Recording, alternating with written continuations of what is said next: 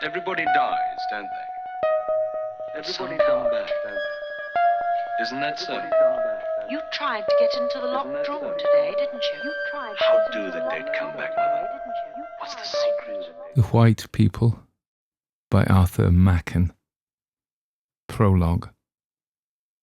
Sorcery and sanctity, said Ambrose, these are the only realities.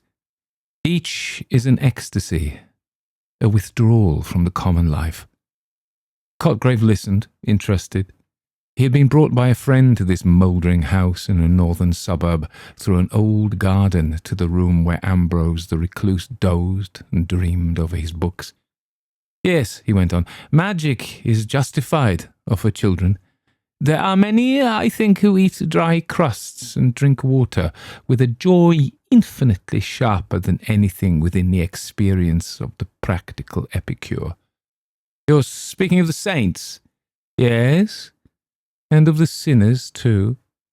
I think you're falling into the very general error of confining the spiritual world to the supremely good. But the supremely wicked, necessarily, have their portion in it. The merely carnal, sensual man can no more be a great sinner than he can be a great saint. Most of us are just indifferent, mixed-up creatures. We muddle through the world without realizing the meaning and the inner senses of things. And consequently, our wickedness and our goodness are alike second-rate, unimportant. And you think the great sinner, then, will be an ascetic as well as the great saint? Great people of all kinds forsake the imperfect copies and go to the perfect originals. I have no doubt but that many of the very highest among the saints have never done a good action, using the words in their ordinary sense, and on the other hand, there have been those who have sounded the very depths of sin, who all their lives have never done an ill deed. He went out of the room for a moment, and Cotgrave, in high delight, turned to his friend and thanked him for the introduction. He's grand, he said. I never saw that kind of lunatic before. Ambrose returned with more whisky and helped the two men in a liberal manner. He abused the teetotal sect with ferocity as he handed the seltzer, and pouring out a glass of water for himself, was about to resume his monologue when Cotgrave broke in. I can't stand it, he said. Your paradoxes are too monstrous. A man may be a great sinner and yet never do anything sinful. Come. You're quite wrong, said Ambrose. I never make paradoxes. I wish I could. I merely said that a man may have an exquisite taste in Romanet Conte and never have even smelt four ale. That's all. And it's more like a truism than a paradox, isn't it? Your surprise at my remark is due to the fact that you haven't realized what sin is. Oh, yes. There is a sort of connection between sin with the capital letter and actions which are commonly called sinful, with murder, theft, adultery, and so forth. Much the same connection that there is between the ABC and fine literature. But I believe that the misconception, it is all but universal, arises in great measure from our looking at the matter through social spectacles. We think that a man who does evil to us and to his neighbours must be very evil. So he is, from a social standpoint. But can't you realize that evil in its essence is a lonely thing, a passion of the solitary, individual soul? Really, the average murderer, qua murderer, is not by any means a sinner in the true sense of the word. He is simply a wild beast that we have to get rid of to save our own necks from his knife. I should class him rather with tigers than with sinners. It seems a little strange. I think not.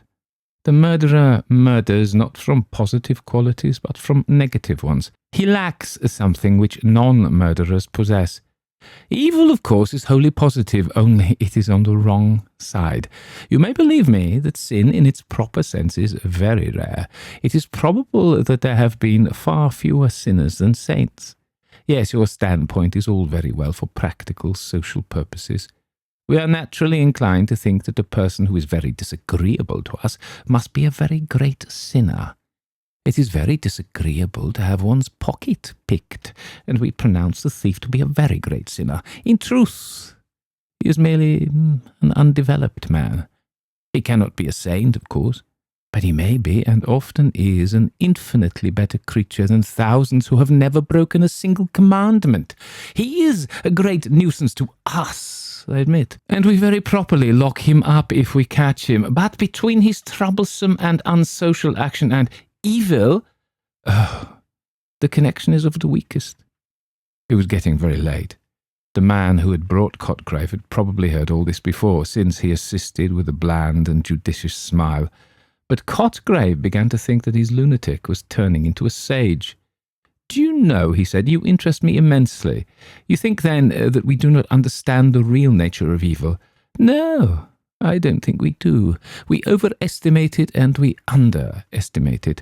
We take the very numerous infarctions of our social bylaws, the very necessary and very proper regulations which keep the human company together, and we get frightened at the prevalence of sin and evil.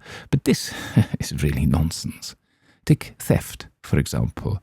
Have you any horror at the thought of Robin Hood? Of the Highland Caterans of the 17th century, of the moss troopers, of the company promoters of our day? Then, on the other hand, we underrate evil. We attach such an enormous importance to the sin of meddling with our pockets and our wives that we have quite forgotten the awfulness of real sin." "And what is sin?" said Cotgrave. "I think I must reply to your question by another. What would your feelings be, seriously, if your cat or your dog began to talk to you and dispute with you in human accents? You would be overwhelmed with horror. I'm sure of it. And if the roses in your garden sang a weird song, you would go mad. And suppose the stones in the road began to swell and grow before your eyes. And if the pebble that you noticed at night had shot out stony blossoms in the morning. Well, these examples may give you some notion of what sin really is." "Look here," said the third man, hitherto placid. "You two seem pretty well wound up, but I'm going home. I've missed my tram, and I shall have to walk." Ambrose and Cotgrave seemed to settle down more profoundly when the other had gone out into the early misty morning and the pale light of the lamps. "You astonish me," said Cotgrave. "I've never really thought of that. If that's really so, one must turn everything upside down. Then the essence of sin really is in the taking of heaven by storm. Seems to me," said Ambrose, "it appears to me that it is simply an attempt to penetrate into another and higher sphere in a forbidden manner. You can understand why it is so rare. There are few indeed who wish to penetrate into other spheres, higher or lower, in ways allowed or forbidden. Men in the mass are amply content with life as they find it. Therefore, there are few saints, and sinners in the proper sense are fewer still, and men of genius who partake sometimes of each character are rare also. Yes, on the whole, it is perhaps harder to be a great sinner than a great saint. There's something profoundly unnatural about sin. Is that what you mean?" "Exactly. Holiness requires as great or almost as great an effort. But holiness works on lines that were natural once. It is an effort to recover the ecstasy that was before the fall. But sin is an effort to gain the ecstasy and the knowledge that pertain alone to angels. And in making this effort, man becomes a demon. I told you that the mere murderer is not therefore a sinner. That is true. But the sinner is sometimes a murderer. Gilles de Rais is an instance. So you see that while the good and the evil are unnatural to man as he now is to man, the social, civilized being, evil is unnatural in a much deeper sense than good. The saint endeavours to recover a gift which he had lost. The sinner tries to obtain something which was never his. In brief, he repeats the fall. But are you a Catholic? Said Cotgrave. Yes, I am a member of the persecuted Anglican Church. Then how about those texts which seem to reckon as sin that which you would set down as mere trivial dereliction? Yes, but in one place, sorcerers comes in the same sentence, doesn't it? That seems to me to give the keynote. Consider, can you imagine for a moment that a false statement which saves an innocent man's life is a sin? No, very good. Then it is not the mere liar who is excluded by those words. It is, above all, the sorcerers who use the material life, who use the failings incidental to material life as instruments to obtain their infinitely wicked ends. And let me tell you this. Our higher senses are so blunted, we are so drenched with materialism that we should probably fail to recognize real wickedness if we encountered it. But shouldn't we experience a certain horror, a terror such as you hinted we would experience if a rose tree sang, in the mere presence of an evil man? We should if we were natural. Children and women feel this horror you speak of, even animals experience it, but with most of us, convention and civilization and education have blinded and deafened and obscured the natural reason. No, sometimes we may recognize evil by its hatred of good.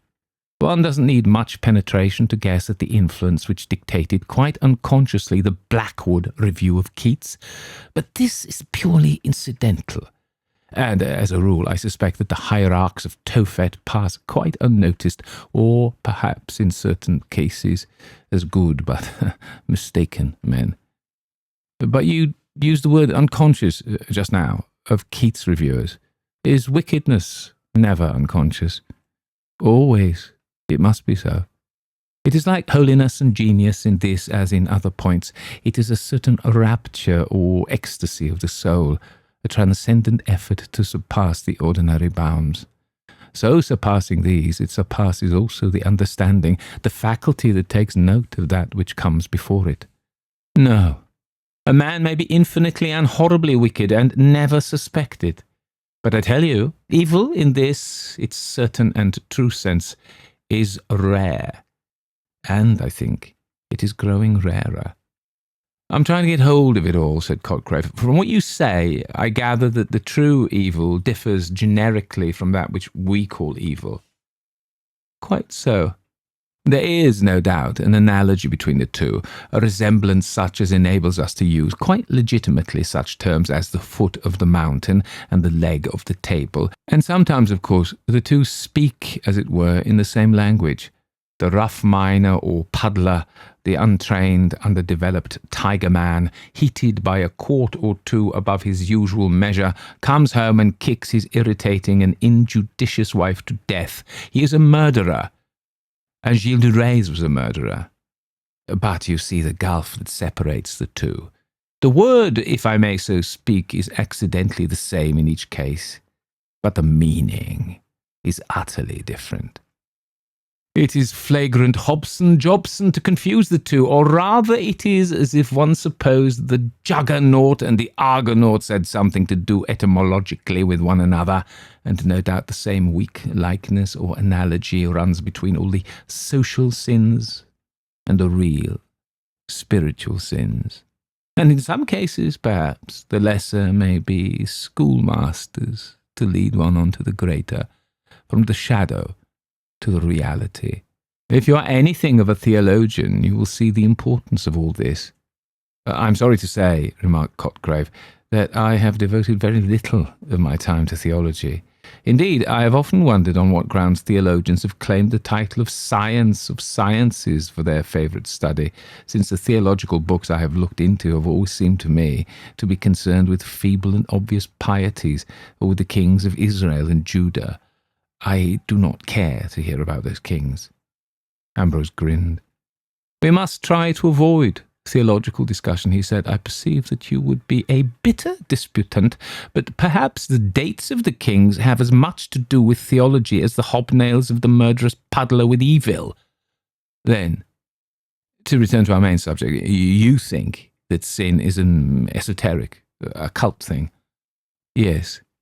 It is the infernal miracle as holiness is the supernal. Now and then it is raised to such a pitch that we entirely fail to suspect its existence.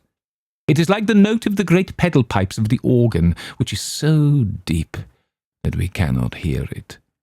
In other cases, it may lead to the lunatic asylum or to still stranger issues. But you must never confuse it with mere social misdoing. Remember how the Apostle, speaking of the other side, distinguishes between charitable actions and charity. And as one may give all one's goods to the poor and yet lack charity, so remember one may avoid every crime and yet be a sinner.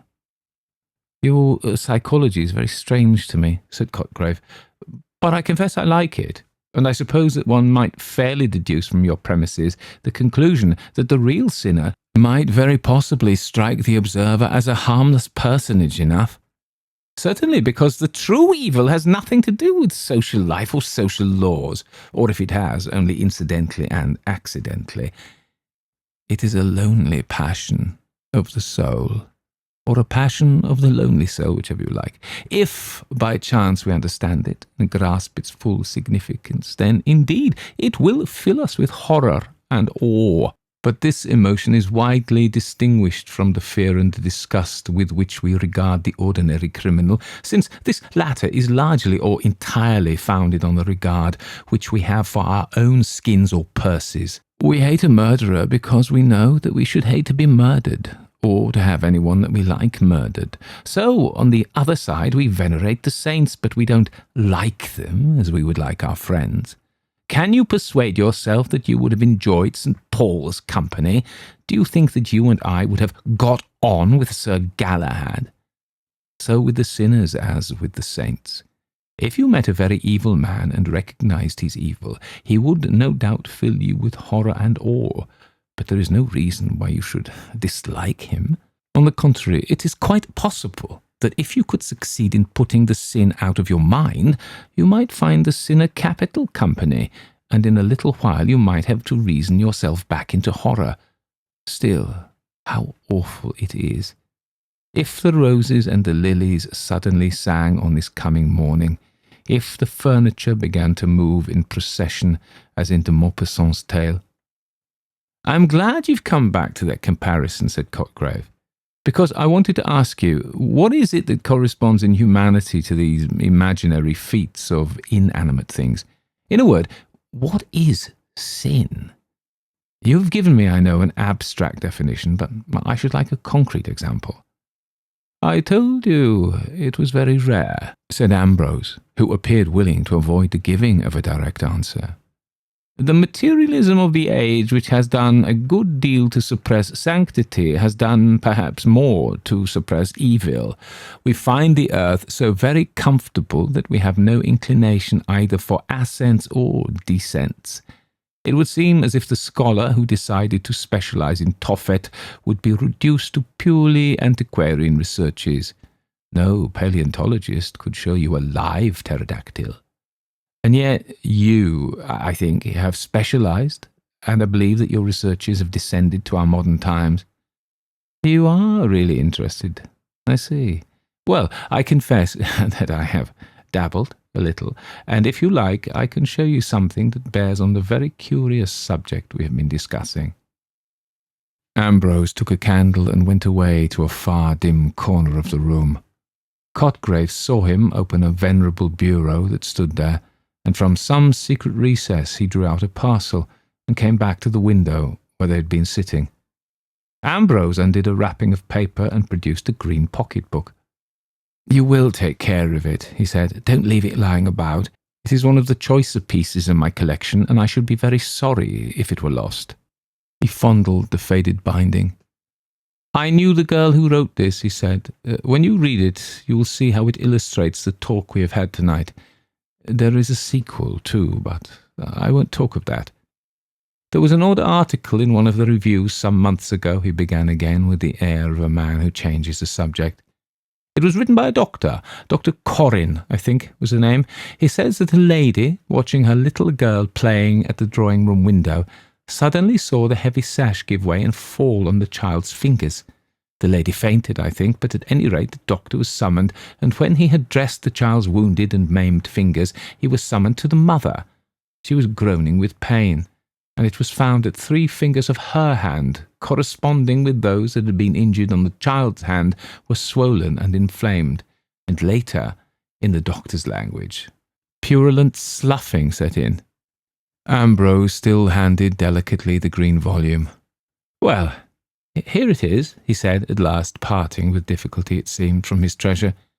"You'll bring it back as soon as you've read it," he said, as they went out into the hall, into the old garden, faint with the odour of white lilies. There was a broad red band in the east as Cotgrave turned to go, and from the high ground where he stood he saw that awful spectacle of London in a dream. The Green Book. The morocco binding of the book was faded, and the colour had grown faint, but there were no stains, nor bruises, nor marks of usage. The book looked as if it had been bought on a visit to London some 70 or 80 years ago, and had somehow been forgotten and suffered to lie away out of sight. There was an old, delicate, lingering odour about it, such an odour as sometimes haunts an ancient piece of furniture for a century or more. The end papers inside the binding were oddly decorated with coloured patterns and faded gold. It looked small, but the paper was fine, and there were many leaves closely covered with minute, painfully formed characters.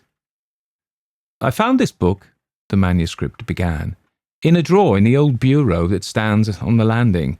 It was a very rainy day, and I couldn't go out, so in the afternoon I got a candle and rummaged in the bureau. Nearly all the drawers were full of old dresses, but one of the small ones looked empty, and I found this book, hidden, right at the back.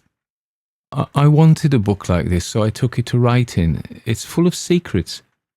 I have a great many other books of secrets I have written, hidden in a safe place, but I'm going to write here many of the old secrets, and some new ones, but there are some I shall not put down at all.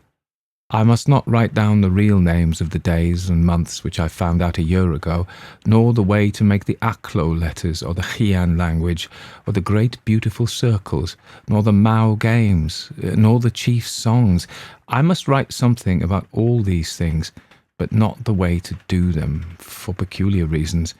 And I must not say who the nymphs are, or the dolls, or Gilo, or what vulas mean. All these are most secret secrets. And I am glad when I remember what they are, and how many wonderful languages I know.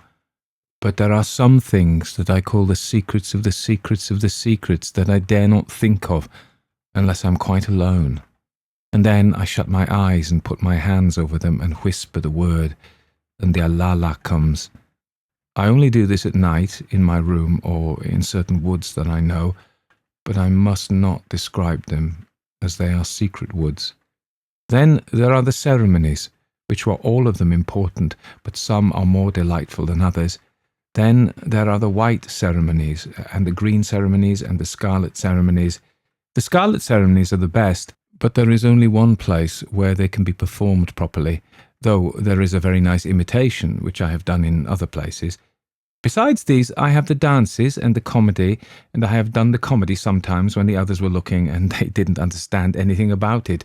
I was very little when I first knew about these things.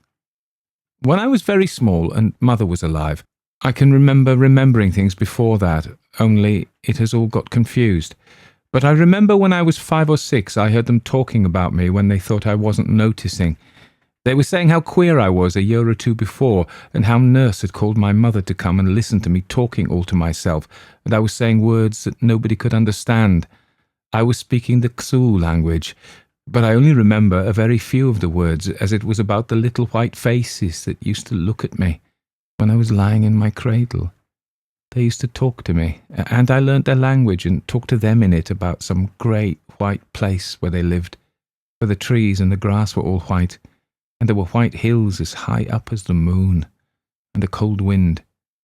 I have often dreamed of it afterwards. But the faces went away when I was very little. But a wonderful thing happened when I was about 5. My nurse was carrying me on her shoulder. There was a field of yellow corn, and we went through it. It was very hot. Then we came to a path through a wood, and a tall man came after us and went with us till we came to a place where there was a deep pool, and it was very dark and shady. Nurse put me down on the soft moss under a tree, and she said, She can't get out of the pond now. So they left me there, and I sat quite still and watched, and out of the water and out of the wood came two wonderful white people, and they began to play and dance and sing. They were a kind of creamy white, like the old ivory figure in the drawing room. One was a beautiful lady with kind dark eyes and a grave face and long black hair, and she smiled such a strange, sad smile at the other, who laughed and came to her. They played together and danced round and round the pool, and they sang a song till I fell asleep. Nurse woke me up when she came back, and she was looking something like the lady had looked, so I told her all about it and asked her why she looked like that. At first she cried, and then she looked very frightened and turned quite pale. She put me down on the grass and stared at me, and I could see she was shaking all over. Then she said I had been dreaming, but I knew I hadn't. Then she made me promise not to say a word about it to anybody, and if I did, I should be thrown into the black pit. I wasn't frightened at all, though Nurse was, and I never forgot about it, because when I shut my eyes, and it was quite quiet, and I was all alone, I could see them again. Very faint and far away, but very splendid, and little bits of the song they sang came into my head, but I couldn't sing it. I was 13, nearly 14, when I had a very singular adventure, so strange that the day on which it happened is always called the White Day. My mother had been dead for more than a year, and in the morning I had lessons, but they let me go out for walks in the afternoon. And this afternoon I walked a new way, and a little brook led me into a new country, but I tore my frock getting through some of the difficult places, as the way was through many bushes and beneath the low branches of trees, and up thorny thickets on the hills, and by dark woods full of creeping thorns, and it was a long, long way. It seemed as if I was going on for ever and ever, and I had to creep by a place like a tunnel where a brook must have been, but all the water had dried up, and the floor was rocky, and the bushes had grown overhead till they met, so that it was quite dark. And I went on and on through that dark place. It was a long, long way, and I came to a hill that I never saw before. I was in a dismal thicket full of black, twisted boughs that tore me as I went through them, and I cried out because I was smarting all over, and then I found that I was climbing, and I went up and up a long way, till at last the thicket stopped, and I came out crying just under the top of a big bare place, where there were ugly grey stones lying all about on the grass, and here and there a little twisted, stunted tree came out from under a stone like a snake. And I went up right to the top, a long way. I never saw such big, ugly stones before. They came out of the earth, some of them, and some looked as if they had been rolled to where they were, and they went on and on as far as I could see, a long, long way. I looked out from them and saw the country, but it was strange. It was winter time, and there were black, terrible woods hanging from the hills all around. It was like seeing a large room hung with black curtains, and the shape of the trees seemed quite different from any I had ever seen before. I was afraid. Then, beyond the woods, there were other hills round in a great ring, but I had never seen any of them. It all looked black, and everything had a vour over it. It was all so still and silent, and the sky was heavy and grey and sad, like a wicked vourish dome in deep Dendo. I went on into the dreadful rocks. There were hundreds and hundreds of them. Some were like horrid, grinning men. I could see their faces, as if they would jump at me out of the stone, and catch hold of me, and drag me with them back into the rock, so that I should always be there. And there were other rocks that were like animals, creeping, horrible animals, putting out their tongues, and others were like words that I couldn't say, and others like dead people lying on the grass. I went on among them, though they frightened me, and my heart was full of wicked songs that they put into it, and I wanted to make faces and twist myself about in the way they did, and I went on and on a long way, till at last I liked the rocks, and they didn't frighten me any more. I sang the songs I thought of, songs full of words that must not be spoken or written down. Then I made faces like the faces on the rocks, and I twisted myself about like the twisted ones, and I lay down flat on the ground like the dead ones, and I went up to that one that was grinning and put my arms around him and hugged him. And so I went on and on through the rocks, till I came to a round mound in the middle of them. It was higher than a mound. It was nearly as high as our house, and it was like a great basin turned upside down, all smooth and round and green, with one stone like a post sticking up at the top. I climbed up the sides, but they were so steep I had to stop, or I should have rolled all the way down again, and I should have knocked against the stones at the bottom and perhaps been killed. But I wanted to get to the very top of the big round mound, so I lay down flat on my face and took hold of the grass with my hands and drew myself up bit by bit till I was at the top. Then I sat down on the stone in the middle and looked all round about. I felt I had come such a long, long way, just as if I were 100 miles from home, or in some other country, or in one of the strange places I had read about in tales of the genie and the Arabian Nights, or as if I had gone across the sea, far away for years, and I had found another world that nobody had ever seen or heard of before, or as if I had somehow flown through the sky and fallen on one of the stars I had read about, where everything is dead and cold and grey, and there is no air, and the wind doesn't blow. I sat on the stone and looked all round and down and round about me. It was just as if I was sitting on a tower in the middle of a great empty town, because I could see nothing all around but the grey rocks on the ground. I couldn't make out their shapes any more, but I could see them on and on for a long way, and I looked at them, and they seemed as if they had been arranged into patterns and shapes and figures. I knew they couldn't be, because I had seen a lot of them coming right out of the earth, joined to the deep rocks below. So I looked again, but still I saw nothing but circles, and small circles inside big ones, and pyramids, and domes, and spires, and they seemed all to go round and round the place where I was sitting. And the more I looked, the more I saw great big rings of rocks, getting bigger and bigger, and I stared so long that it felt as if they were all moving and turning like a great wheel, and I was turning too, in the middle. I got quite dizzy and queer in the head, and everything began to be hazy and not clear, and I saw little sparks of blue light, and the stones looked as if they were springing and dancing and twisting as they went round and round and round. I was frightened again, and I cried out loud and jumped up from the stone I was sitting on and fell down. When I got up, I was so glad they all looked still, and I sat down on the top and slid down the mound and went on again. I danced as I went in the peculiar way the rocks had danced when I got giddy, and I was so glad I could do it quite well, and I danced and danced along and sang extraordinary songs that came into my head.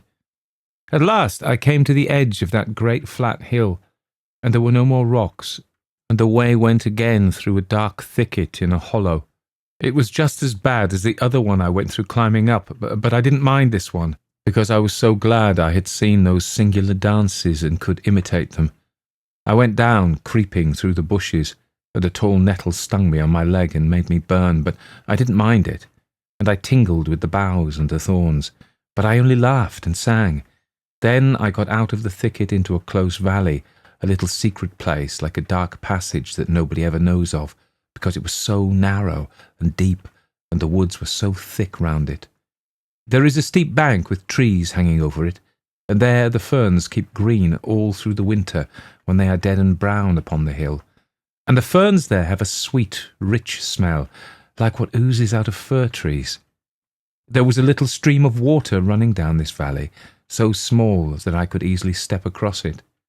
I drank the water with my hand, and it tasted like bright yellow wine, and it sparkled and bubbled as it ran down over beautiful red and yellow and green stones, so that it seemed alive and all colours at once. I drank it, and I drank more with my hand, but I couldn't drink enough, so I lay down and bent my head and sucked the water up with my lips. It tasted much better drinking it that way, and a ripple would come up to my mouth and give me a kiss, and I laughed and drank again and pretended there was a nymph, like the one in the old picture at home, who lived in the water and was kissing me. So I bent low down to the water and put my lips softly to it and whispered to the nymph that I would come again. I felt sure it could not be common water. I was so glad when I got up and went on, and I danced again and went up and up the valley under hanging hills. And when I came to the top, the ground rose up in front of me, tall and steep as a wall. And there was nothing but the green wall and the sky, and I thought of forever and forever, world without end. Amen. And I thought I must really have found the end of the world, because it was like the end of everything, as if there could be nothing at all beyond, except the kingdom of Vur, where the light goes when it is put out, and the water goes when the sun takes it away. I began to think of all the long, long way I had journeyed, how I had found a brook and followed it on and gone through bushes and thorny thickets and dark woods full of creeping thorns. Then I had crept up a tunnel under trees and climbed a thicket and seen all the grey rocks, and sat in the middle of them when they turned round, and then I had gone on through the grey rocks and come down the hill through the stinging thicket and up the dark valley, all a long, long way. I wondered how I should get home again, if I could ever find the way, and if my home was there any more, or if it were turned and everybody in it into grey rocks, as in the Arabian Nights. So I sat down on the grass and thought what I should do next. I was tired, and my feet were hot with walking, and as I looked about I saw there was a wonderful well just under the high, steep wall of grass. All the ground round it was covered with bright, green, dripping moss. There was every kind of moss there, moss like beautiful little ferns and like palms and fir trees, and it was all green as jewellery. Drops of water hung on it like diamonds, and in the middle was the great well, deep and shining and beautiful, so clear that it looked as if I could touch the red sand at the bottom, but it was far below. I stood by it and looked in as if I were looking into a glass. At the bottom of the well, in the middle of it, the red grains of sand were moving and stirring all the time, and I saw how the water bubbled up, but at the top it was quite smooth and full and brimming. It was a great well, large like a bath, and with the shining, glittering green moss about it, it looked like a great white jewel, with green jewels all around. My feet were so hot and tired that I took off my boots and stockings and let my feet down into the water, and the water was soft and cold. And when I got up, I wasn't tired any more, and I felt I must go on, farther and farther, and see what was on the other side of the wall. I climbed up it very slowly, going sideways all the time, and when I got to the top and looked over, I was in the queerest country I had seen, stranger even than the hill of the grey rocks. It looked as if earth children had been playing there with their spades, as it was all hills and hollows, and castles, and walls made of earth, and covered with grass. There were two mounds like big beehives, round and great and solemn, and then hollow basins, and then a steep mounting wall like the ones I saw once by the seaside, where the big guns and the soldiers were. I nearly fell into one of the round hollows. It went away from under my feet so suddenly, and I ran fast down the side and stood at the bottom and looked up. It was strange and solemn to look up. There was nothing but the grey, heavy sky and the sides of the hollow, and everything else had gone away. And the hollow was the whole world, and I thought that at night it must be full of ghosts and moving shadows and pale things when the moon shone down to the bottom at the dead of the night, and the wind wailed up above. It was so strange and solemn and lonely, like a hollow temple of dead heathen gods. It reminded me of a tale my nurse had told me when I was quite little. It was the same nurse that took me into the wood where I saw the beautiful white people, and I remembered how nurse had told me the story one winter night, when the wind was beating the trees against the wall and crying and moaning in the nursery chimney. She said there was, somewhere or other, a hollow pit, just like the one I was standing in. Everybody was afraid to go into it or near it. It was such a bad place. But once upon a time There was a poor girl who said she would go into the hollow pit, and everybody tried to stop her, but she would go. And she went down into the pit and came back laughing and said there was nothing there at all except green grass and red stones and white stones and yellow flowers. And soon after, people saw she had most beautiful emerald earrings, and they asked her how she got them, as she and her mother were quite poor. But she laughed and said her earrings were not made of emeralds at all, but only of green grass. Then, one day, she wore on her breast the reddest ruby that anyone had ever seen, and it was as big as a hen's egg, and glowed and sparkled like a hot burning coal of fire. And they asked how she got it, as she and her mother were quite poor. But she laughed and said it was not a ruby at all, but only a red stone. Then one day she wore around her neck the loveliest necklace that anyone had ever seen, much finer than the Queen's finest, and it was made of great bright diamonds, hundreds of them, and they shone like all the stars on a night in June. So they asked her how she got it, as she and her mother were quite poor. But she laughed and said they were not diamonds at all, but only white stones. And one day she went to the court, and she wore on her head a crown of pure angel gold, so nurse said, and it shone like the sun, and it was much more splendid than the crown the king was wearing himself. And in her ears she wore the emeralds, and the big ruby was the brooch on her breast, and the great diamond necklace was sparkling on her neck. And the king and queen thought she was some great princess from a long way off, and got down from their thrones, and went to meet her. But somebody told the king and queen who she was, and that she was quite poor. So the king asked why she wore a gold crown, and how she got it, as she and her mother were so poor. And she laughed and said it wasn't a gold crown at all, but only some yellow flowers she had put in her hair. And the king thought it was very strange, and said she should stay at the court, and they would see what would happen next. And she was so lovely that everybody said that her eyes were greener than the emeralds, that her lips were redder than the ruby, that her skin was whiter than the diamonds, and that her hair was brighter than the golden crown. So the king's son said he would marry her, and the king said he might. And the bishop married them, and there was a great supper, and afterwards the king's son went to his wife's room. But just when he had his hand on the door, he saw a tall black man with a dreadful face standing in front of the door, and a voice said, "Venture not upon your life. This is mine own wedded wife." Then the king's son fell down on the ground in a fit, and they came and tried to get into the room, but they couldn't, and they hacked at the door with hatchets, but the wood had turned hard as iron, and at last everybody ran away. They were so frightened at the screaming and laughing and shrieking and crying that came out of the room.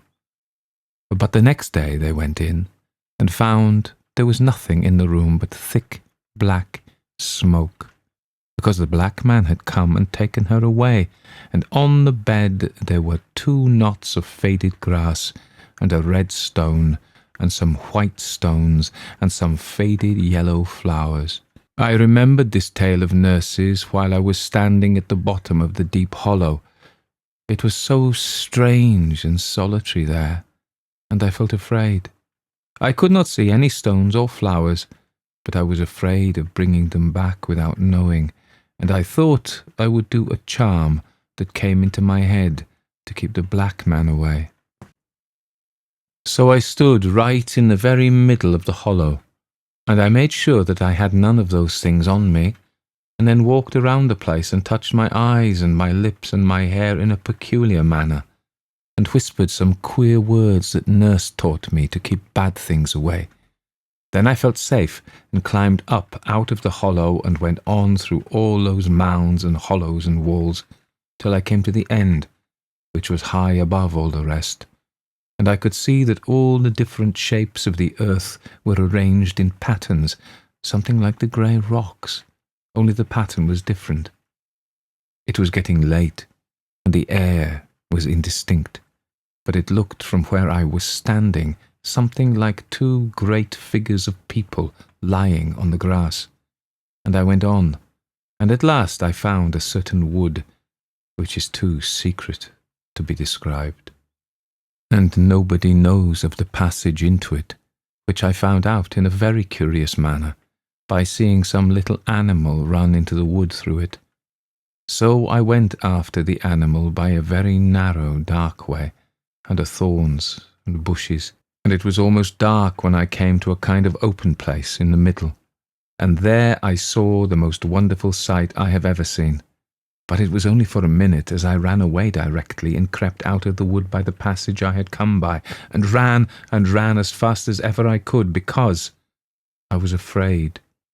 What I had seen was so wonderful, and so strange and beautiful. But I wanted to get home and think of it, and I did not know what might not happen if I stayed by the wood. I was hot all over and trembling, and my heart was beating, and strange cries that I could not help came from me as I ran from the wood. I was glad that a great white moon came up from over a round hill and showed me the way. So I went back through the mounds and hollows, and down the close valley, and up through the thicket over the place of the grey rocks, and so at last I got home again. My father was busy in his study, and the servants had not told about my not coming home, though they were frightened and wondered what they ought to do. So I told them I had lost my way, but I did not let them find out the real way I had been. I went to bed and lay awake all through the night, thinking of what I had seen. When I came out of the narrow way, and it looked all shining, though the air was dark, it seemed so certain, and all the way home I was quite sure that I had seen it, and I wanted to be alone in my room, and be glad over it all to myself, and shut my eyes and pretend it was there, and do all the things I would have done if I had not been so afraid. But when I shut my eyes, the sight would not come, and I began to think about my adventures all over again, and I remembered how dusky and queer it was at the end, and I was afraid it must be all a mistake, because it seemed impossible it could happen. It seemed like one of Nurse's tales, which I didn't really believe in, though I was frightened at the bottom of the hollow, and the stories she told me when I was little came back into my head, and I wondered whether it was really there what I thought I had seen, or whether any of her tales could have happened a long time ago. It was so queer. I lay awake there in my room at the back of the house, and the moon was shining on the other side towards the river, so the bright light did not fall upon the wall, and the house was quite still. I had heard my father come upstairs, and just after the clock struck 12, and after the house was still and empty, as if there was nobody alive in it, and though it was all dark and indistinct in my room, a pale, glimmering kind of light shone in through the white blind, and once I got up and looked out, and there was a great black shadow of the house covering the garden, looking like a prison where men are hanged, and then beyond it was all white, and the wood shone white with black gulfs between the trees. It was still and clear, and there were no clouds on the sky. I wanted to think of what I had seen, but I couldn't, and I began to think of all the tales that Nurse had told me so long ago that I thought I had forgotten. But they all came back, and mixed up with the thickets and the grey rocks, and the hollows in the earth, and the secret wood, till I hardly knew what was new and what was old, or whether it was not all dreaming. And then I remembered that hot summer afternoon so long ago, when Nurse left me by myself in the shade, and the white people came out of the water and out of the wood, and played and danced and sang. And I began to fancy that Nurse told me about something like it before I saw them, only I couldn't recollect exactly what she told me. Then I wondered whether she had been the White Lady, as I remembered she was just as white and beautiful, and had the same dark eyes and black hair, and sometimes she smiled and looked like the lady had looked, when she was telling me some of her stories beginning with, "Once upon a time," or "In the time of the fairies." But I thought she couldn't be the lady, as she seemed to have gone a different way into the wood, and I didn't think the man who came after us could be the other, or I couldn't have seen that wonderful secret in the secret wood. I thought of the moon, but it was afterwards, when I was in the middle of the wild land, where the earth was made into the shape of great figures, and it was all walls, and mysterious hollows, and smooth round mounds, that I saw the great white moon come up over a round hill. I was wondering about all these things till at last I got quite frightened, because I was afraid something had happened to me. And I remembered Nurse's tale of the poor girl who went into the hollow pit and was carried away at last by the black man. I knew I had gone into a hollow pit too, and perhaps it was the same, and I had done something dreadful. So I did the charm again, and touched my eyes and my lips and my hair in a peculiar manner, and said the old words from the fairy language, so that I might be sure I had not been carried away. I tried again to see the secret wood, and to creep up the passage and see what I had seen there, but somehow I couldn't, and I kept on thinking of Nurse's stories. There was one I remembered about a young man who once upon a time went hunting, and all the day he and his hounds hunted everywhere, and they crossed the rivers and went into all the woods and went round the marshes, but they couldn't find anything at all, and they hunted all day till the sun sank down and began to set behind the mountain. And the young man was angry because he couldn't find anything, and he was going to turn back, when just as the sun touched the mountain, he saw come out of a break in front of him a beautiful white stag, and he cheered to his hounds, but they whined and would not follow, and he cheered to his horse, but it shivered and stood stock still, and the young man jumped off the horse and left the hounds, and began to follow the white stag all alone, and soon it was quite dark, and the sky was black, without a single star shining in it, and the stag went away into the darkness, and though the man had brought his gun with him, he never shot at the stag, because he wanted to catch it, and he was afraid he would lose it in the night. But he never lost it once, though the sky was so black and the air was so dark, and the stag went on till the young man didn't know a bit where he was, and they went through enormous woods where the air was full of whispers, and a pale dead light came out from the rotten trunks that were lying on the ground. And just as the man thought he had lost the stag, he would see it all white and shining in front of him, and he would run fast to catch it. But the stag always ran faster, so he did not catch it.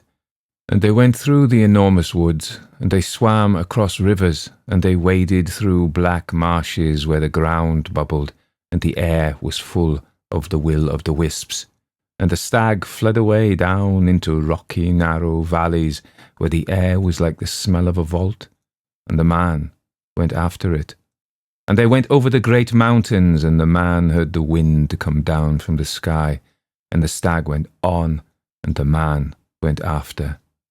At last the sun rose, and the young man found he was in a country that he had never seen before. It was a beautiful valley with a bright stream running through it, and a great big round hill in the middle. And the stag went down the valley towards the hill, and it seemed to be getting tired, and went slower and slower, and though the man was tired too, he began to run faster, and he was sure he would catch the stag at last.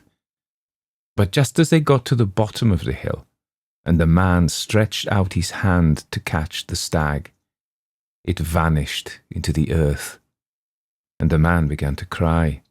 He was so sorry that he had lost it after all his long hunting. But as he was crying, he saw there was a door in the hill, just in front of him.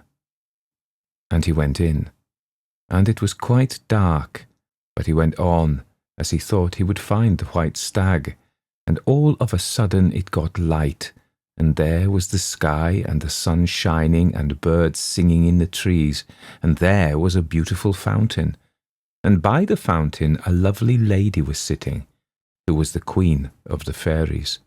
And she told the man that she had changed herself into a stag to bring him there because she loved him so much. Then she brought out a great gold cup covered with jewels from her fairy palace, and she offered him wine in the cup to drink. And he drank, and the more he drank, the more he longed to drink, because the wine was enchanted. So he kissed the lovely lady, and she became his wife. And he stayed all that day and all that night in the hill where she lived. And when he woke, he found he was lying on the ground, close to where he had seen the stag first, and his horse was there, and his hounds were there waiting. And he looked up, and the sun sank behind the mountain.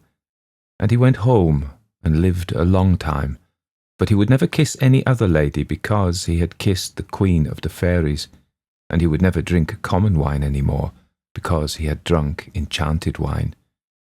And sometimes Nurse told me tales that she had heard from her great-grandmother, who was very old and lived in a cottage on the mountain all alone, and most of these tales were about a hill where people used to meet at night long ago. And they used to play all sorts of strange games and do queer things that Nurse told me of, but I couldn't understand. And now, she said, everybody but her great-grandmother had forgotten all about it, and nobody knew where the hill was, not even her great-grandmother. But she told me one very strange story about the hill, and I trembled when I remembered it. She said that people always went there in summer when it was very hot, and they had to dance a good deal.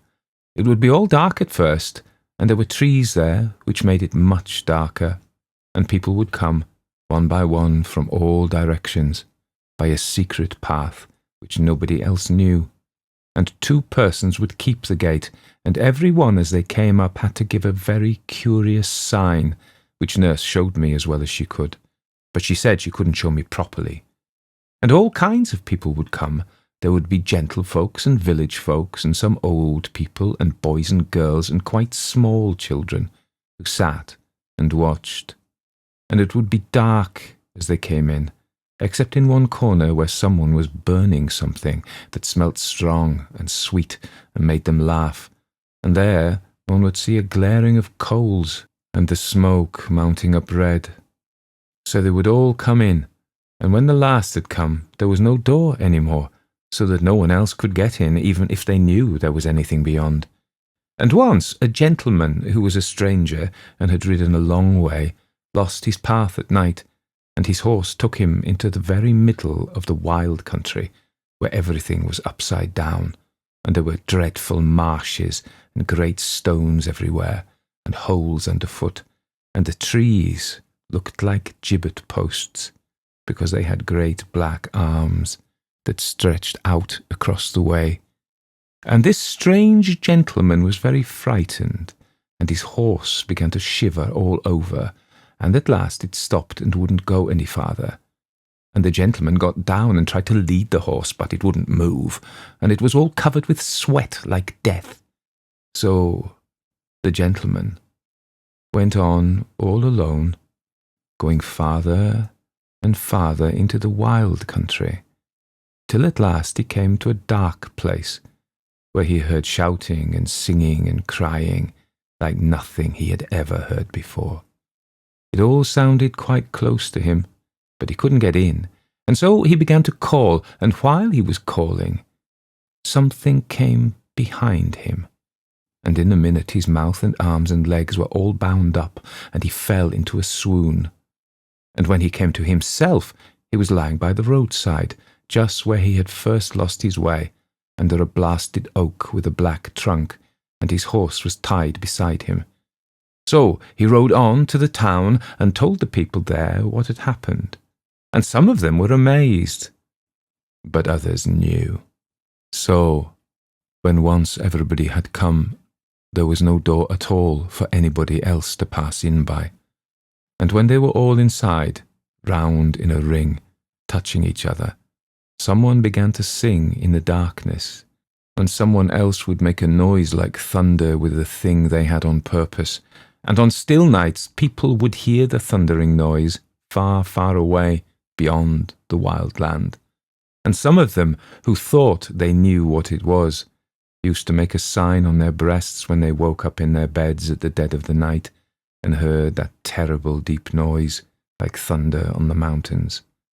And the noise and the singing would go on and on for a long time, and the people who were in a ring swayed a little to and fro, and the song was in an old, old language that nobody knows now, and the tune was queer. Nurse said her great-grandmother had known someone who remembered a little of it when she was quite a little girl, and Nurse tried to sing some of it to me, and it was so strange a tune that I turned all cold and my flesh crept as if I had put my hand on something dead. Sometimes it was a man who sang, and sometimes it was a woman, and sometimes the one who sang it did it so well that 2 or 3 of the people who were there fell to the ground shrieking and tearing with their hands. The singing went on, and the people in the ring kept swaying to and fro for a long time. And at last the moon would rise over a place they called the Tol Deol, and came up and showed them swinging and swaying from side to side with the sweet thick smoke curling up from the burning coals and floating in circles all around them. Then they had their supper. A boy and a girl brought it to them. The boy carried a great cup of wine, and the girl carried a cake of bread, and they passed the bread and wine round and round, but they tasted quite different from common bread and common wine, and changed everybody that tasted them. Then they all rose up and danced, and secret things were brought out of some hiding place, and they played extraordinary games, and danced round and round and round in the moonlight. And sometimes people would suddenly disappear and never be heard of afterwards, and nobody knew what had happened to them. And they drank more of that curious wine, and they made images and worshipped them. And Nurse showed me how the images were made one day when we were out for a walk, and we passed by a place where there was a lot of wet clay. So Nurse asked me if I would like to know what those things were like that they made on the hill, and I said yes. Then she asked me if I would promise never to tell a living soul a word about it, and if I did, I was to be thrown into the black pit with dead people. And I said I wouldn't tell anybody, and she said the same thing again and again, and I promised. So she took my wooden spade and dug a big lump of clay and put it in my tin bucket, and told me to say if anyone met us that I was going to make pies when I went home. Then we went on a little way, till we came to a little break growing right down into the road, and Nurse stopped and looked up the road and down it, and then peeked through the hedge into a field on the other side, and then she said, "Quick!" and we ran into the break, and crept in and out among the bushes till we had gone a good way from the road. Then we sat down under a bush, and I wanted so much to know what Nurse was going to make with the clay, but before she would begin, she made me promise again not to say a word about it, and she went again and peeped through the bushes on every side, though the lane was so small and deep that hardly anybody ever went there. So we sat down, and the Nurse took the clay out of the bucket and began to knead it with her hands and do queer things with it and turn it about. And she hid it under a big dock leaf for a minute or two, and then she brought it out again, and then she stood up and sat down and walked round the clay in a peculiar manner. And all the time she was singing softly a sort of rhyme, and her face got very red. Then she sat down again and took the clay in her hands and began to shape it into a doll, but not like the dolls I have at home. And she made the queerest doll I had ever seen, all out of the wet clay, and hid it under a bush to get dry and hard, and all the time she was making it she was singing these rhymes to herself, and her face got redder and redder. So we left the doll there, hidden away in the bushes where nobody would ever find it. And a few days later, We went on the same walk, and when we came to that narrow, dark part of the lane where the break runs down to the bank, Nurse made me promise all over again, and she looked about just as she had done before, and we crept into the bushes till we got to the green place where the little clay man was hidden. I remember it all so well, though I was only 8, and it is 8 years ago now as I am writing it down. But the sky was a deep violet blue, and in the middle of the break, where we were sitting, there was a great elder tree covered with blossoms, and on the other side there was a clump of meadowsweet, and when I think of that day, the smell of the meadowsweet and elder blossoms seems to fill the room, and if I shut my eyes, I can see the glaring blue sky with little clouds, very white, floating across it, and the nurse who went away long ago, sitting opposite me, and looking like the beautiful white lady in the wood. So we sat down, and Nurse took out the clay doll from the secret place, where she had hidden it, and she said we must pay our respects, and she would show me what to do, and I must watch her all the time. She did all sorts of queer things with the little clay man, and I noticed she was all streaming with perspiration, though we had walked so slowly. And then she told me to pay my respects, and I did everything she said because I liked her, and it was such an odd game.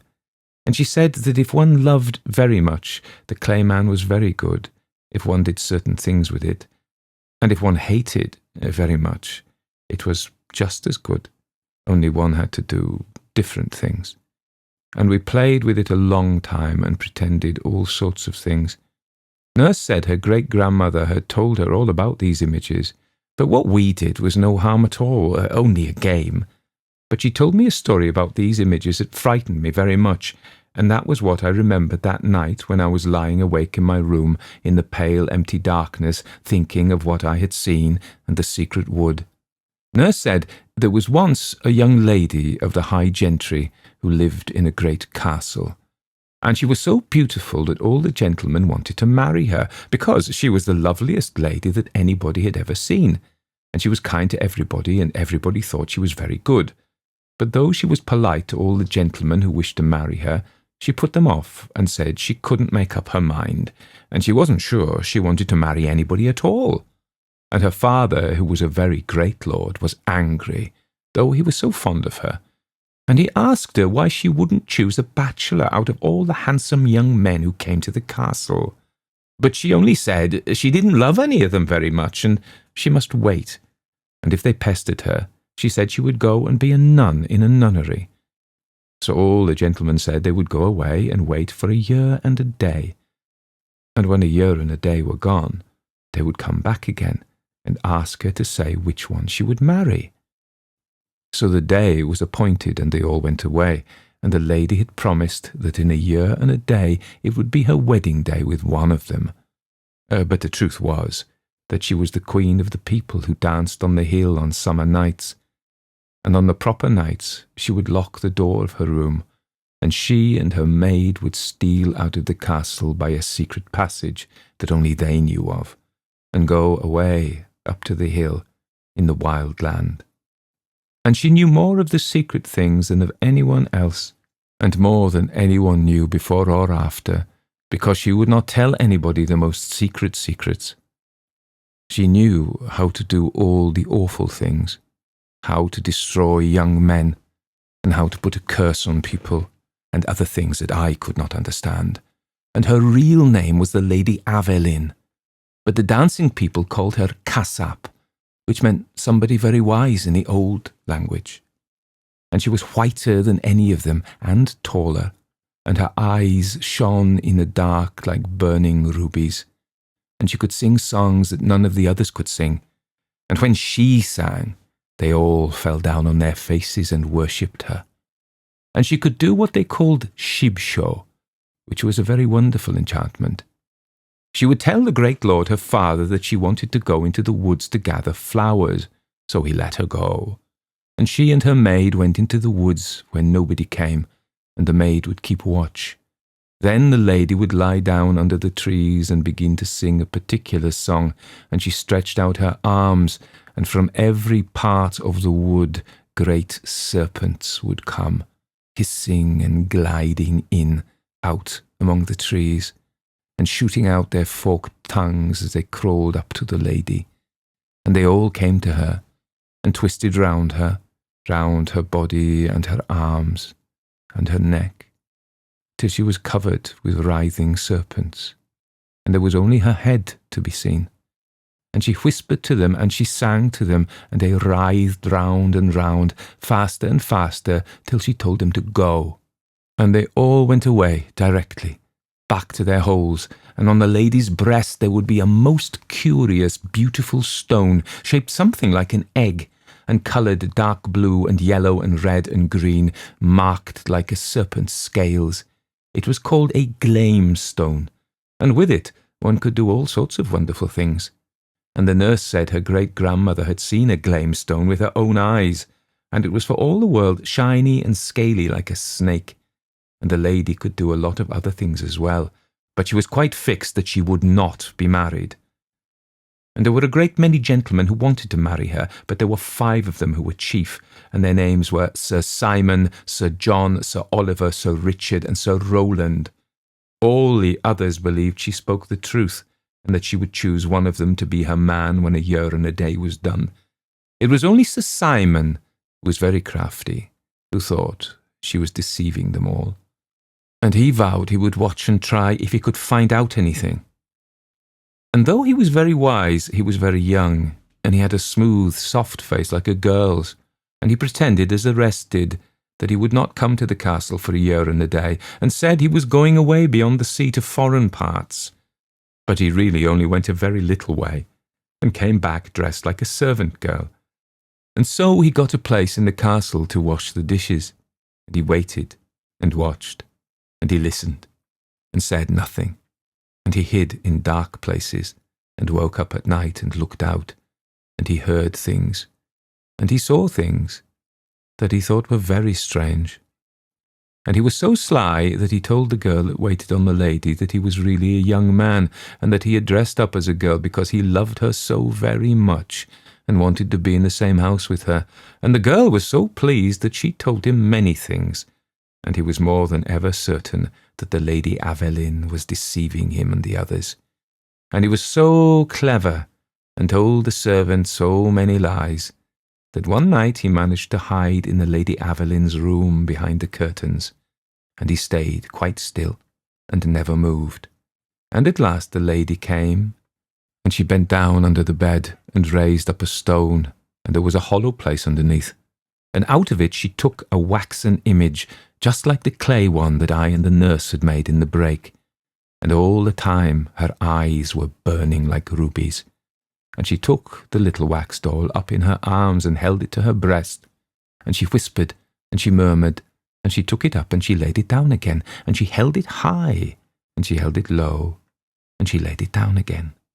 And she said, "Happy is he that begat the bishop, that ordered the clerk, that married the man, that had the wife, that fashioned the hive, that harboured the bee, that gathered the wax, that my own true love was made of." And she brought out of an aumbry a great golden bowl, and she brought out of a closet a great jar of wine, and she poured some of the wine into the bowl, and she laid her manikin very gently in the wine, and washed it in the wine all over. Then she went to a cupboard and took a small round cake and laid it on the image's mouth, and then she bore it softly and covered it up. And Sir Simon, who was watching all the time, though he was terribly frightened, saw the lady bend down and stretch out her arms and whisper and sing, and then Sir Simon saw beside her a handsome young man, who kissed her on the lips, and they drank wine out of the golden bowl together, and they ate the cake together. But when the sun rose, there was only the little wax doll, and the lady hid it again under the bed in the hollow place. So Sir Simon knew quite well what the lady was, and he waited, and he watched, till the time she had said was nearly over, and in a week the year and a day would be done. And one night, when he was watching behind the curtains in her room, he saw her making more wax dolls, and she made 5 and hid them away. And the next night she took one out and held it up, and filled the golden bowl with water, and took the doll by the neck and held it under the water. Then she said, Sir Dickon, your day is done. You shall be drowned in the water one. And the next day news came to the castle that Sir Richard had been drowned at the ford.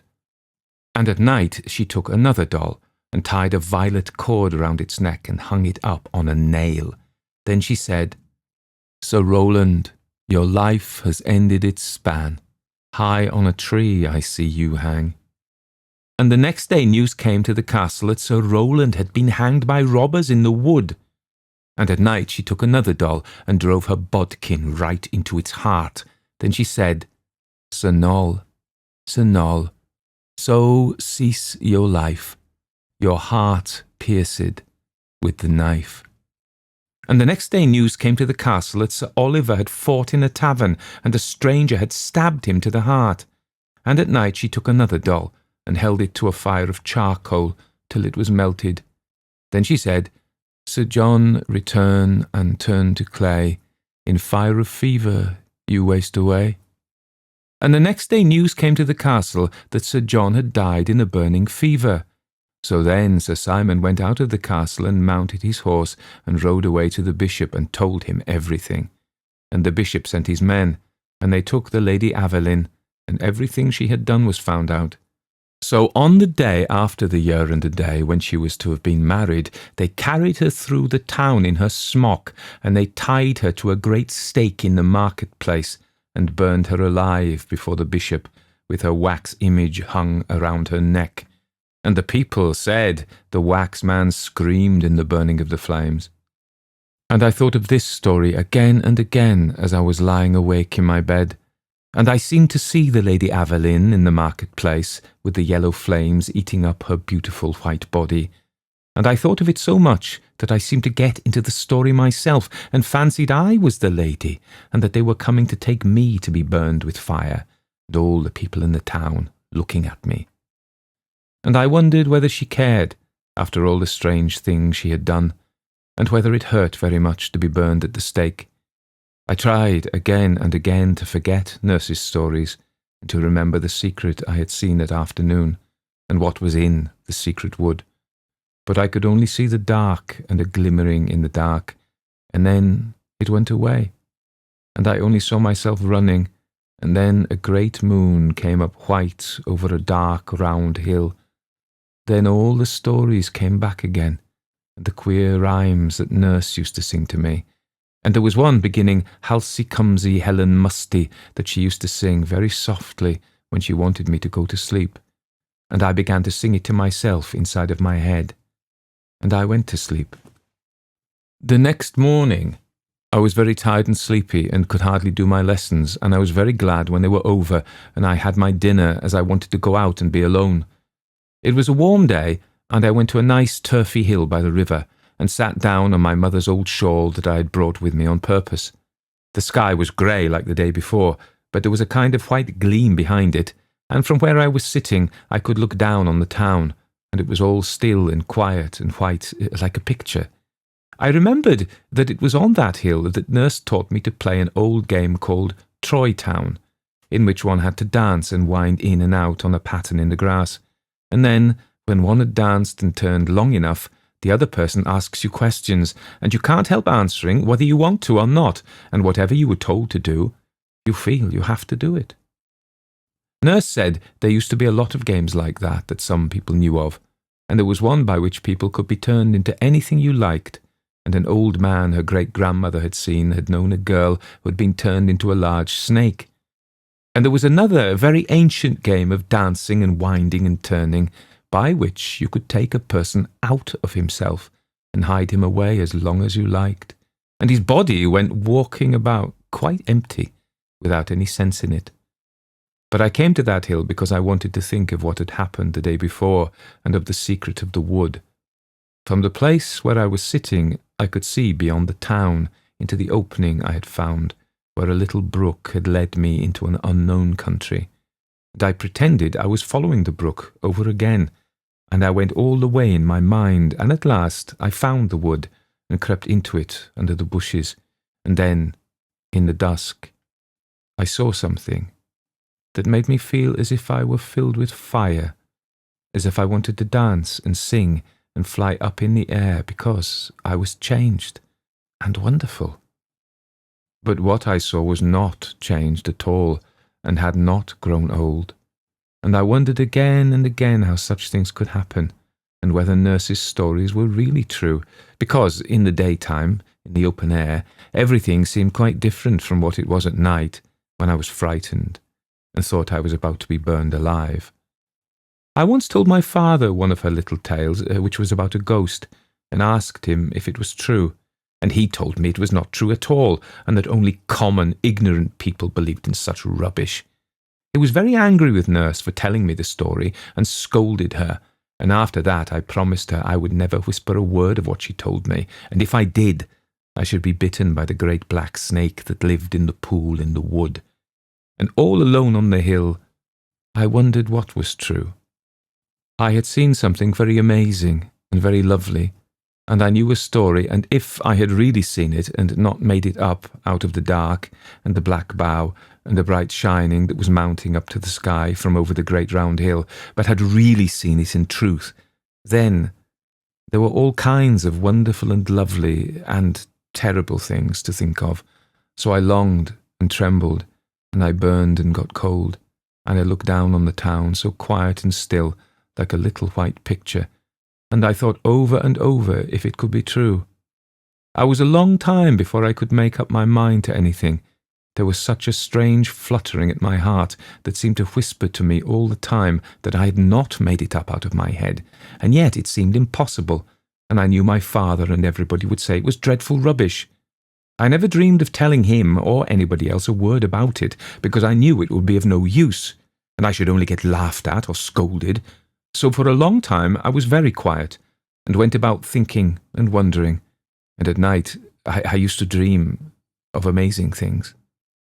And sometimes I woke up in the early morning and held out my arms with a cry, and I was frightened too, because there were dangers, and some awful thing would happen to me unless I took great care, if the story were true. These old tales were always in my head, night and morning, and I went over them and told them to myself over and over again, and went for walks in the places where nurse had told them to me. And when I sat in the nursery by the fire in the evenings, I used to fancy nurse was sitting in the other chair, and telling me some wonderful story in a low voice, for fear anybody should be listening. But she used to like best to tell me about things when we were right out in the country, far from the house, because she said she was telling me such secrets, and walls have ears. And if it was something more than ever secret, we had to hide in brakes or woods. And I used to think it was such fun creeping along a hedge and going very softly. And then we would get behind the bushes or run into the woods all of a sudden when we were sure that none was watching us, so that we knew that we had our secrets quite all to ourselves, and nobody else at all knew anything about them. Now and then, when we had hidden ourselves, as I have described, she used to show me all sorts of odd things. One day, I remember, we were in a hazel brake overlooking the brook, and we were so snug and warm as though it was April. The sun was quite hot, and the leaves were just coming out. Nurse said she would show me something funny that would make me laugh, and then she showed me, as she said, how one could turn a whole house upside down without anybody being able to find out. And the pots and pans would jump about, and the china would be broken, and the chairs would tumble over of themselves. I tried it one day in the kitchen, and I found I could do it quite well, and a whole row of plates on the dresser fell off, and cook's little work table tilted up and turned right over before her eyes, as she said. But she was so frightened and turned so white that I didn't do it again, as I liked her. And afterwards, in the hazel copse, when she had shown me how to make things tumbled about, she showed me how to make rapping noises, and I learnt how to do that too. Then she taught me rhymes to say on certain occasions, and peculiar marks to make on other occasions, and other things that her great-grandmother had taught her when she was a little girl herself. And these were all the things I was thinking about in those days after the strange walk, when I thought I had seen a great secret, and I wished nurse were there for me to ask her about it, but she had gone away more than 2 years before, and nobody seemed to know what had become of her, or where she had gone. But I shall always remember those days if I live to be quite old, because all the time I felt so strange, wondering and doubting, and feeling quite sure at one time, and making up my mind, and then I would feel quite sure that such things couldn't really happen, and it began all over again. But I took great care not to do certain things that might be very dangerous, so I waited and became sure that all that Nurse said was quite true, and I was all alone when I found it out. I trembled all over with joy and terror, and as fast as I could I ran into one of the old breaks where we used to go. It was the one by the lane where the nurse made the little clay man, and I ran into it, and I crept into it, and when I came to the place where the elder was, I covered up my face with my hands and lay down flat on the grass, and I stayed there for 2 hours without moving, whispering to myself delicious, terrible things, and saying some words over and over again. It was all true and wonderful and splendid, and when I remembered the story I knew and thought of what I had really seen, I got hot and I got cold, and the air seemed full of scent and flowers and singing. And first I wanted to make a little clay man like the one Nurse had made so long ago, and I had to invent plans and stratagems and to look about and to think of things beforehand, because nobody must dream of anything that I was doing or going to do, and I was too old to carry clay about in a tin bucket. At last I thought of a plan, and I brought the wet clay to the break and did everything that Nurse had done, only I made a much finer image than the one she had made. And when it was finished, I did everything that I could imagine and much more than she did, because it was the likeness of something far better. And a few days later, when I had done my lessons early, I went for the second time by the way of the little brook that had led me into a strange country. And I followed the brook and went through the bushes and beneath the low branches of trees, and up thorny thickets on the hill, and by dark woods full of creeping thorns, a long, long way. Then I crept through the dark tunnel where the brook had been and the ground was stony, till at last I came to the thicket that climbed up the hill, and though the leaves were coming out upon the trees, everything looked almost as black as it was on the first day that I went there. And the thicket was just the same, and I went up slowly till I came out on the bare big hill and began to walk among the wonderful rocks. I saw the terrible vour again on everything, for though the sky was brighter, the ring of wild hills all around was still dark, and the hanging woods looked dark and dreadful, and the strange rocks were grey as ever, and when I looked down on them from the great mound sitting on the stone, I saw all their amazing circles and rounds within rounds, and I had to sit quite still and watch them as they began to turn about me, and each stone danced in its place, and they seemed to go through the air. So I went down among the rocks to dance with them and to sing extraordinary songs, and I went down through the other thicket and drank from the bright stream in the close and secret valley, putting my lips down to the bubbling water, and then I went on till I came to the deep brimming well among the glittering moss, and I sat down. I looked before me into the secret darkness of the valley, and behind me was a great high wall of grass, and all around me were the hanging woods that made the valley such a secret place. I knew there was nobody here at all beside myself, and that no one could see me, so I took off my boots and stockings, and let my feet down into the water, saying the words that I knew. And it was not cold at all, as I expected, but warm and very pleasant, and when my feet were in it, I felt as if they were in silk, or as if the nymph were kissing them. So when I had done, I said the other words and made the signs, and then I dried my feet with a towel I had brought on purpose, and put on my stockings and boots. Then I climbed up the steep wall and went into the place where there are the hollows, and the 2 beautiful mounds, and the round ridges of land, and all the strange shapes. I did not go down into the hollow this time, but I turned at the end, and made out the figures quite plainly, as it was lighter, and I had remembered the story I had quite forgotten before, and in the story the 2 figures are called Adam and Eve, and only those who know the story understand what they mean. So I went on and on till I came to the secret wood which must not be described, and I crept into it by the way I had found.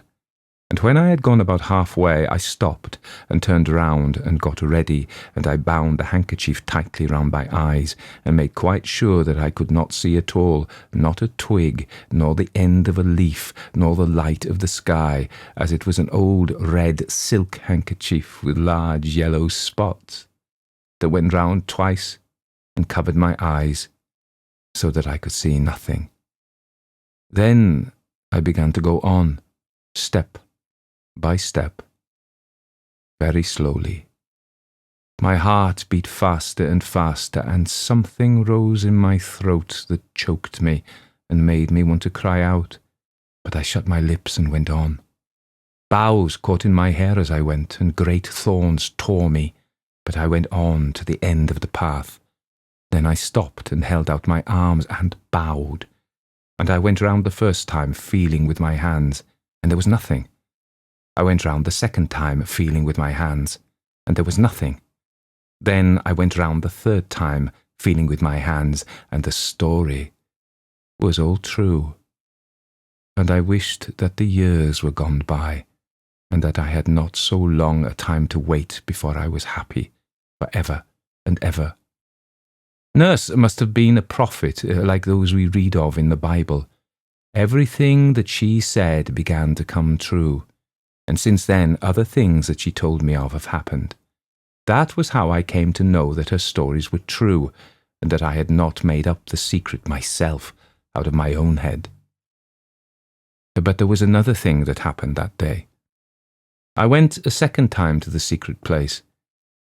It was at the deep brimming well, and when I was standing on the moss, I bent over and looked in, and then I knew who the white lady was that I had seen come out of the water in the wood long ago, when I was quite little.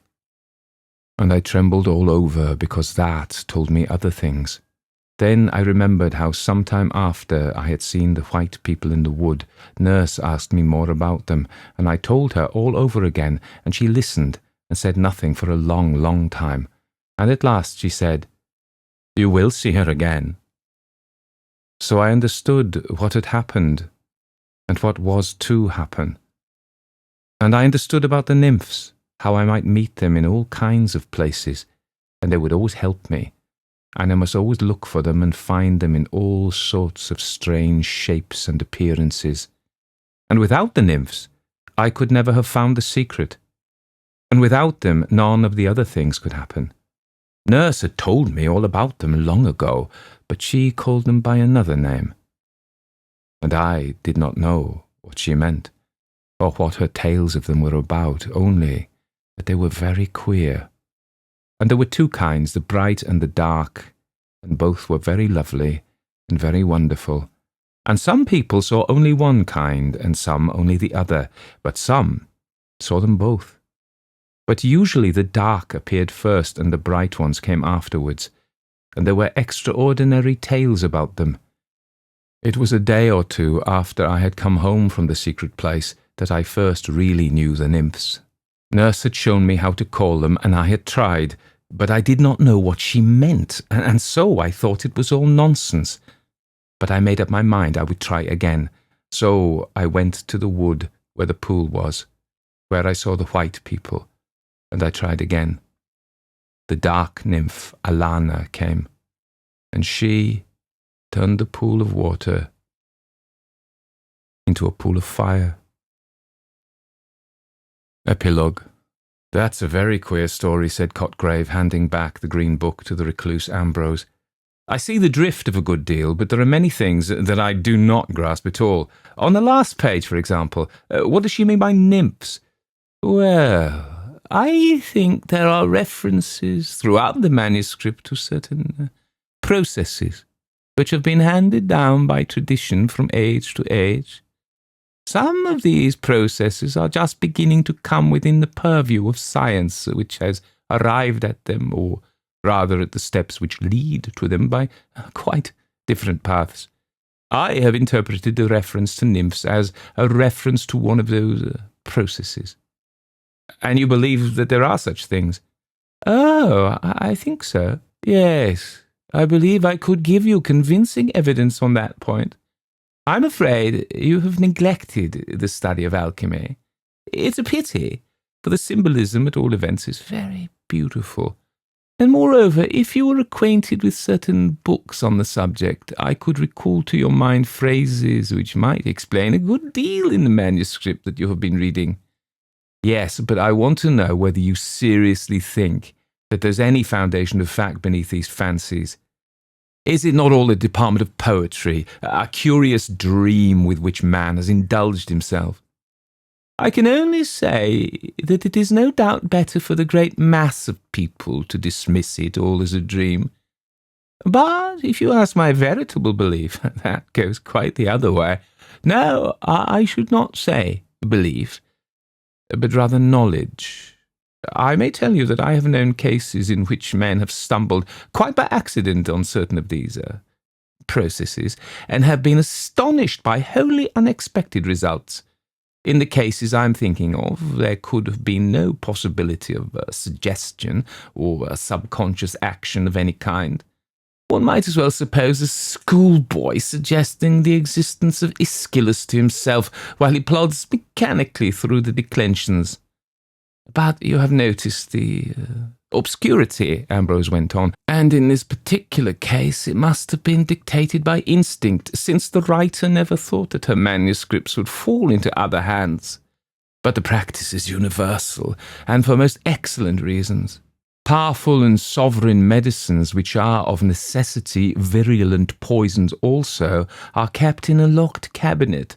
The child may find the key by chance and drink herself dead, but in most cases the search is educational, and the phials contain precious elixirs for him who has patiently fashioned the key for himself. You do not care to go into details? No, frankly, I do not. No, you must remain unconvinced. But you saw how the manuscript illustrates the talk we had last week. Is this girl still alive? No, I was one of those who found her. I knew the father well. He was a lawyer, and had always left her very much to herself. He thought of nothing but deeds and leases, and the news came to him as an awful surprise. She was missing one morning. I suppose it was about a year after she had written what you have read. The servants were called, and they told things, and put the only natural interpretation on them, a perfectly erroneous one. They discovered that green book somewhere in her room, and I found her in the place that she described with so much dread, lying on the ground before the image. It was an image. Yes, it was hidden by the thorns and the thick undergrowth that had surrounded it. It was a wild, lonely country. But you know what it was like by her description, though of course you will understand that the colours have been heightened. A child's imagination always makes the heights higher and the depths deeper than they really are. And she had, unfortunately for herself, something more than imagination.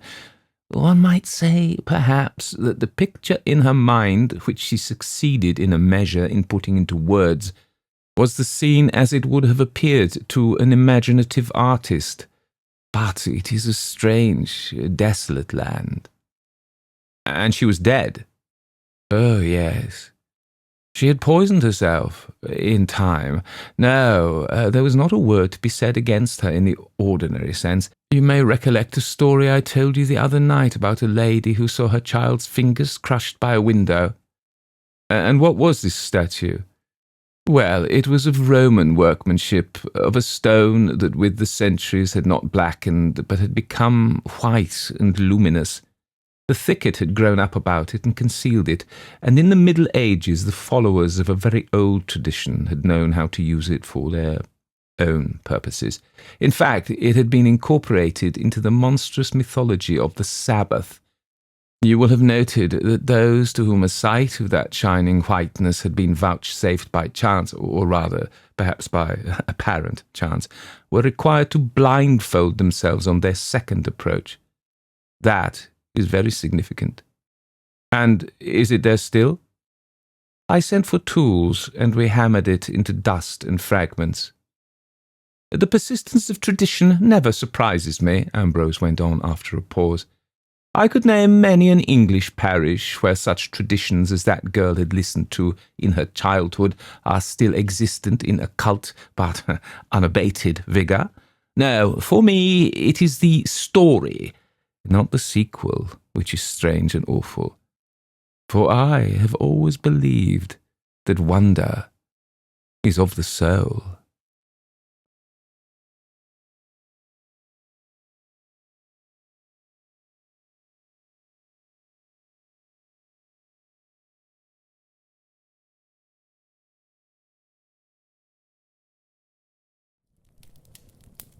You might be one of those people like me who doesn't like the stories to be interrupted with ads.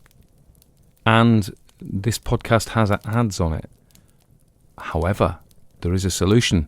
If you would like access to the stories without ads and a link to a library of all the stories I've ever done that you can download without ads, you can get that by becoming a patron. So if you join for $5 or the equivalent in your currency a month, you can have all the stories ad-free. So consider becoming a patron.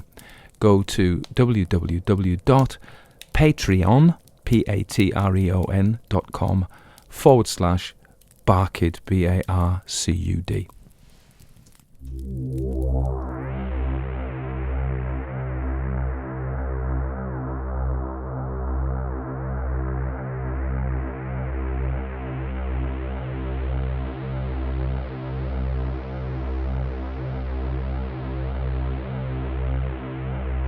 Speak now, come now, rise now from the forest, from the furrows, from the field of live. Take out my blood, my skin, my flesh and walk. Father of my life, speak now, come now, rise now from the forest, from the furrows, from the field and live. Take down my blood, my flesh, my skin and walk.